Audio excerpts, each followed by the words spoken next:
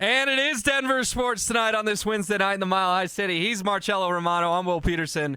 We'll roll with you for the next hour on this snowy evening. Little storm rolls in, and a storm is brewing in the NBA.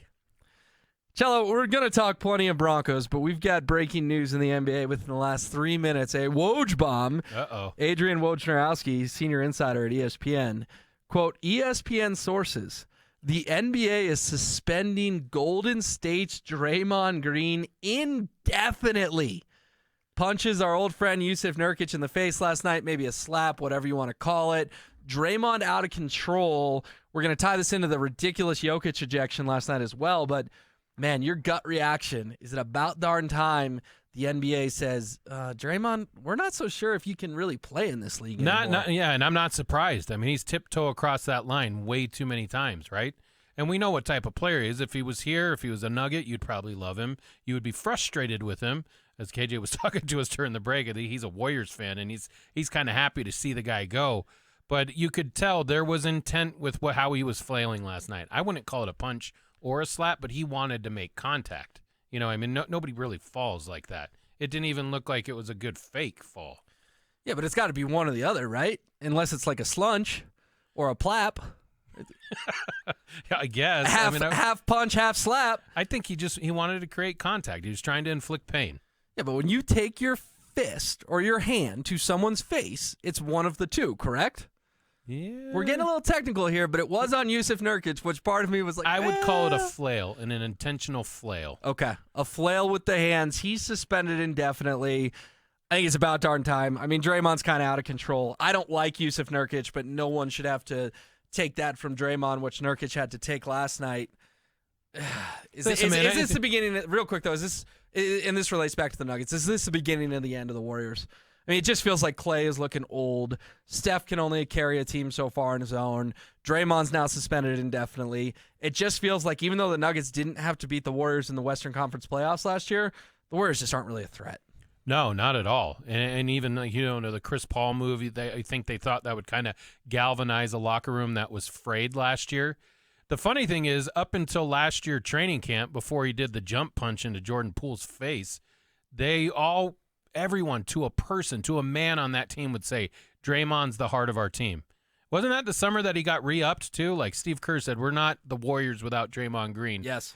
And from that point on, all you've had is bad news. I mean, he had a decent playoff run last year, but there was too much that they were trying to fix along the way because of the damage that he caused when I thought it was a cowardice act how he hit Jordan Poole. If you want to throw down with somebody, then let's go. Right. But he did it like, have you ever seen My Cousin Vinny? No. Oh my goodness, dude. It's like Joe Pesci when this like redneck's talking crap to him. He just walks up and he's walking along, and instead of like getting into it, he jump punches a guy and knocks him out. It was similar to that, but then we've only seen more issues.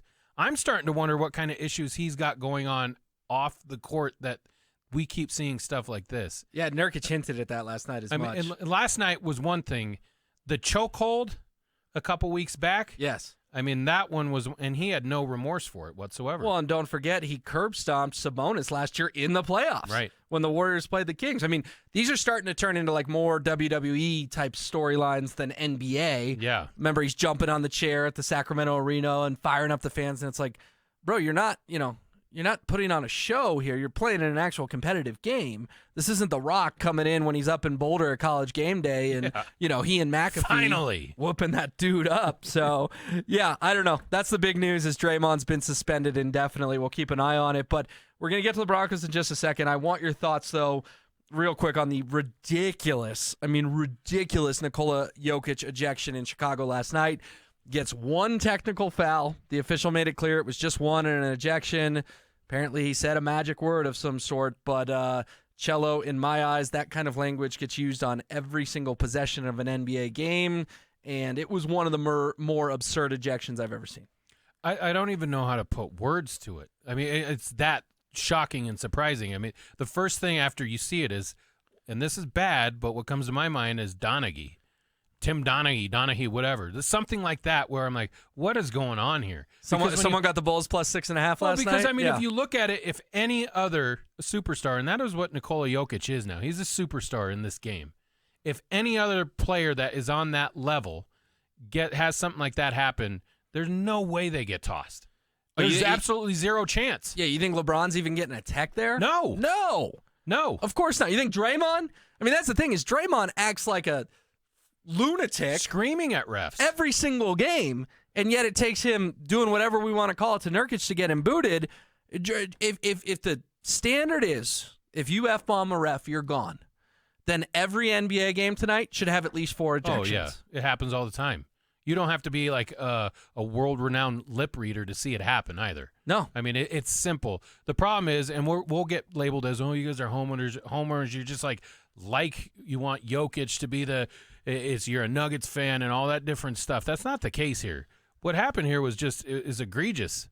I mean, I don't know how the league doesn't look into that official and say, hey, what happened here? What led to that? And I don't even know that there's a word that was said that could even been mumbled that would have led to that. Yeah, and everything we heard, it was some sort of F-bomb. If it had been a slur, maybe that's a different sort of thing. Yeah. But I'm just talking regular profanity. Right. Yeah, it wasn't, I don't want to dive too deep into these words, but you know what I'm saying. It was just an F-bomb, right? Yep. Like that happens. And for Jokic to get ejected was absurd. And I see why your mind went there. There is the conspiracy theorist in you that goes, they're already without Jamal Murray. KCP got hit in the head. Yep. The Nuggets are up 7, and these officials are tossing him on Serbian Heritage Night in Chicago. The conspiracy theorist in me, the tinfoil hat in me, I watched the Netflix documentary. It does start going off a little bit. Yeah, well, and the game was where? In Chicago. How many times does an opposing player get ejected, and the crowd is booing the officials for that player being ejected? And I know what night it was there, but still, you wouldn't expect that to happen at all. I don't care what happened. If you get somebody tossed out at Ball Arena, most people are probably cheering when that guy goes, and that's that a didn't great happen point. last night. When the home fans booed, and I heard Zach and Phil play the audio on the drive, when the Chicago Bulls announcers are talking about how ridiculous it is, combine those two things. The fans are ticked, the announcers are ticked. Homerism was out the window because anyone with a working brain knew it was an absolutely asinine ejection. I want to take it to the next level because we're still kind of in the infancy of this season this year, right, Will? Sure. I mean, it's still early. First quarter-ish. But this is the second time within a few weeks that this has happened. Last time it happened, Coach Malone went with him. But I think they're at to the point now where, hey, man, I'm an NBA champion. I'm an NBA Finals MVP, and I'm still getting beat up the way that I am. For him to have to constantly have these conversations with officials. And listen, sometimes it looks like whining, but at some point or another, we all see the scratches and the scars all over his arms. I mean, it's not like he's going home and doing that to himself. There's contact being made. Is this going to help him for the remainder of the year, or is it going to kind of put him in that spotlight of you need to chill out, you can't keep acting like that? Yeah, it's a good question. I mean, listen, he won an NBA title, and the whistle somehow got worse. And that's hard to wrap my mind around because we all said once he finally wins an MVP, he'll get the whistle. Didn't happen. Okay, once he finally wins the title, he'll get the whistle. Didn't happen. Somehow, not only is it the same whistle as he's getting last year, it's a worse whistle. Yeah. And that, to me, is mind-boggling of like, oh, these refs just really don't like this guy. And that scares me because the Nuggets went 16-4 in the playoffs last year, never had to play a Game 7. Cello, if they had to play a Game 7 against Phoenix, what would that whistle have looked like? I shudder to think about that. Yeah. And I'm very thankful. Especially with the firepower and the stars on the other side. I'm very thankful they never got in an elimination game. I do want to play for you these quotes from Michael Malone after the game because I need to get your thoughts on if taking the joking approach, which Malone does here, was the right strategy.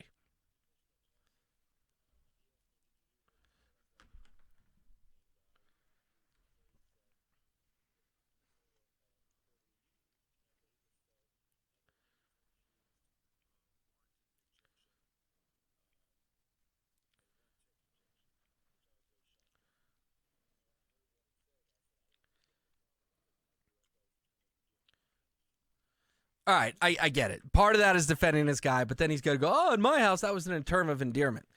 Isn't there part of you, and I tweeted this last night, isn't there part of you that Malone needs to throw a chair? Malone needs to throw a water cooler. Malone needs to go on a tirade so profanity-laced in his post-game presser that he needs to get the attention of the league. And he had a real opportunity to get it. And instead, I thought that I'm going to play it off with a joke thing. I understand they won the game, but I'm just ready for Malone to blow a gasket so badly that Adam Silver can't help but pay attention. I can see where you're coming from.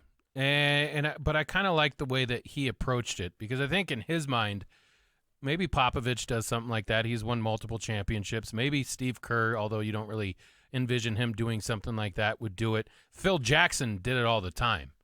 But these are guys that had won multiple championships and have had, maybe he just is putting himself like, I'm not there yet, or maybe in his mind he doesn't think it'll actually help the situation. They've jokingly said, hey, I don't know how these calls have not been made for years now, and they're not getting made. My question to you is, like, if you're an official, what would you have against this guy? You're not buddy-buddy with them. Like, I think, like, some of these officials are not friends, that would be too strong a word, but LeBron James knows their name, so they think that's cool. And Nikola Jokic, he doesn't know who these dudes are. He doesn't know their names. You shouldn't. He's not going up to him before the game and saying, hey, pick a name, Joe. Hey, Joe, how are the kids doing? How's the wife? He's not playing the political game when it comes to NBA referees that I guarantee you some other stars are. Yeah, that's unfortunate too. I mean, should he play the game?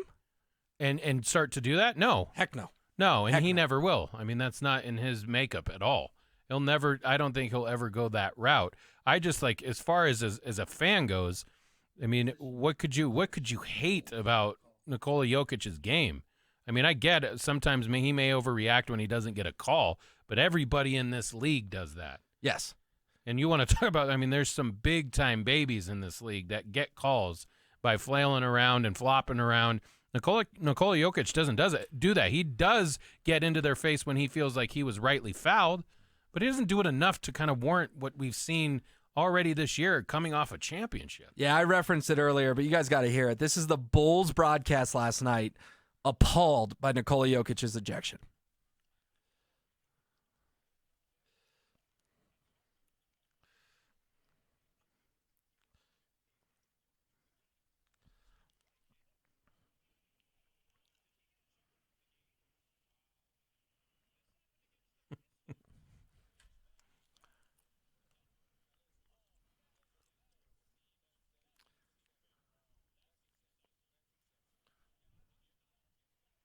Listen to that crowd.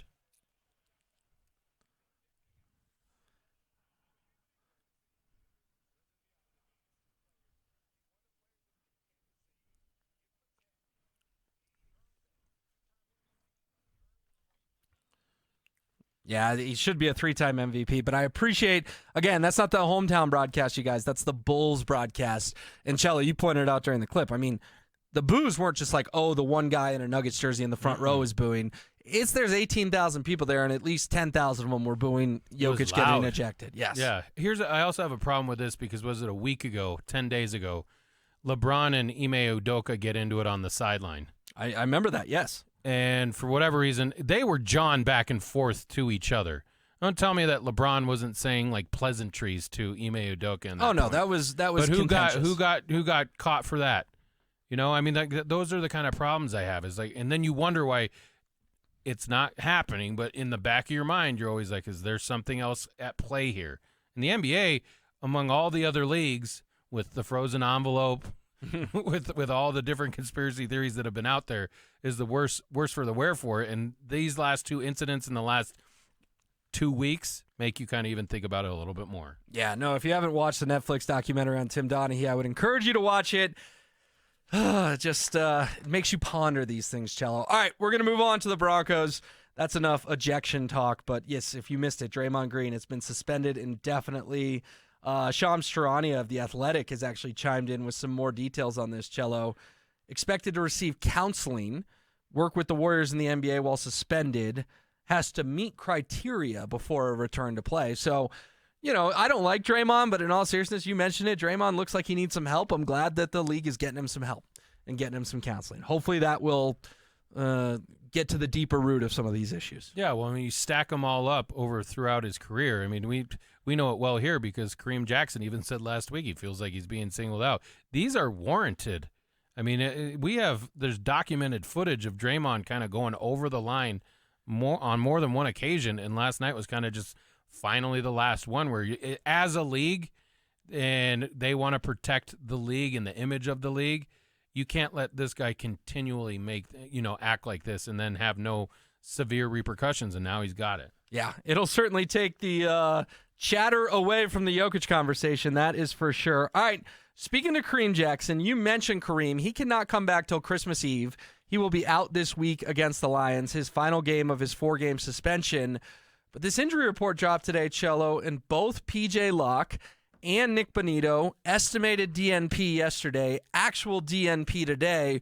Remember, they'll get game statuses tomorrow because it's a Saturday game, so everything is moved up by a day. I don't want to hit the panic button, but I think PJ Locke playing could be the difference between the Broncos winning and losing on Saturday. He has been that good this year. Completely agree with you. That one scares me, especially against going against the Lions and the offensive firepower that they have. Yes. And I know they haven't been playing as well of late, but, I mean, you don't want to take away that kind of key cog that you've had in your defensive engine and then say, because who was it, Turner Yell that they'll replace him with? Because Turner Yell was on the field for a lot of the 70-20 debacle in Miami. Let's put it that way. I don't want to put anything bad on just that one guy, but that bothers the heck out of me. If Locke can't play, then this game that I felt somewhat comfortable about going, especially after Sunday, I will be a little bit more apprehensive in saying, hey, they're going to go on the road and insert him into the lineup and they'll be just fine. I don't think so. If Bonito misses time, I'd rather have that happen than PJ Locke miss the time. Yeah, and Payton did say today Bonito will not be going on IR, which is obviously good news because whenever you see a knee in a cart, you're worried it's an ACL and they're done for the year.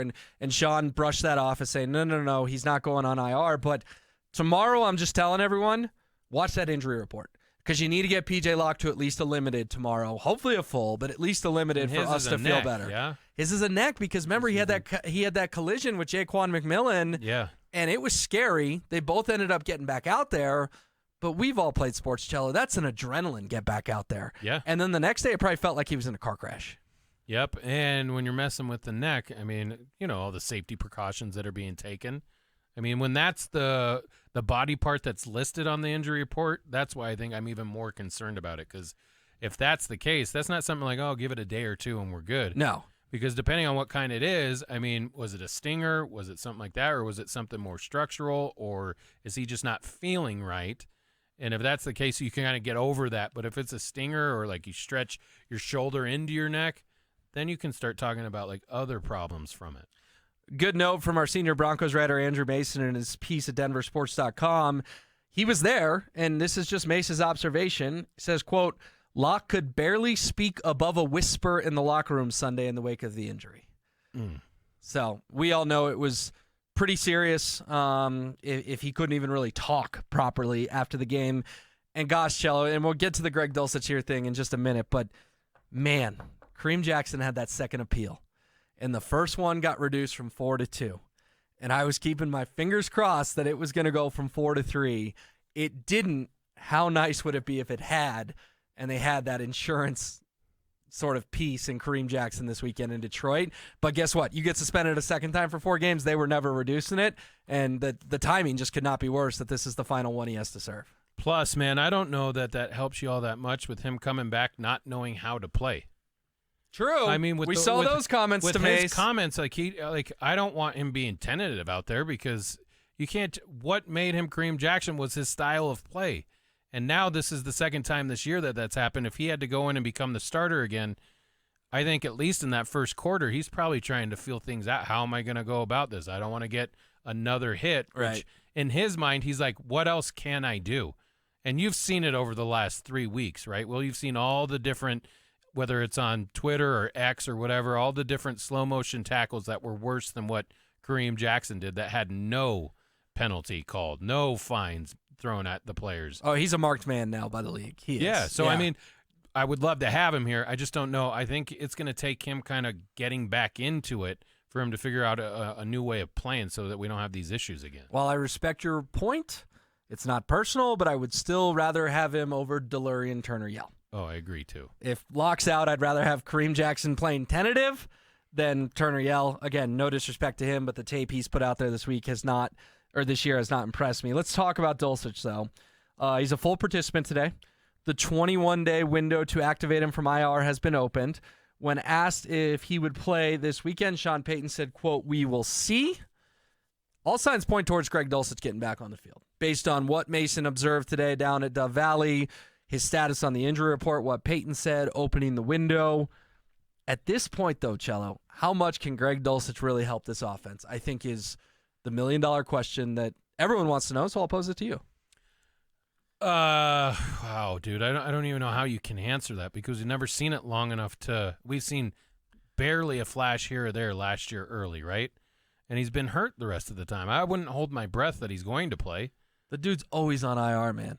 I mean, he came back for, 11 snaps against the Chiefs? The talent, if it was a perfect world, yeah, he would help this team stretch the field down the middle, give him more of a receiving threat, especially at that position.